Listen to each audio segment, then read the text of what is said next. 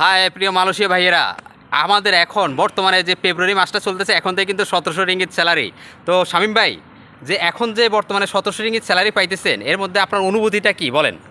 আলহামদুলিল্লাহ, 1700 ringgit basic হওয়ার কারণে আমাদের একটু উপকার হয়েছে। যার কারণ আগে আমরা তো বেসিক ডিউটি করি, আগে আমরা 1500 পাইতাম, এখন 1700 পাইছি, 200 ওভার, যে কারণে আমাদের খরচাটা মোটামুটি একটু এনাফ হইতেছে।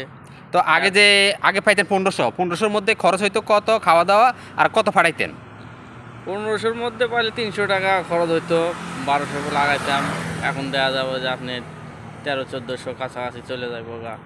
যাক, তাহলে খুশি তো? আলহামদুলিল্লাহ। এখন যে 1700 হচ্ছে এটা তো খুশি সবাই?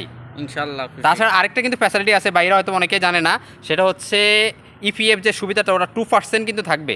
2% আমাদের থেকে 2% কাটবে, কোম্পানি দিবে 2% আর গভর্নমেন্ট কিছু দিবে। তাহলে যখন আমরা দেশে একবার চলে যাব তখন কিন্তু মেলা অ্যামাউন্ট নিয়ে যেতে পারবো, তাই না?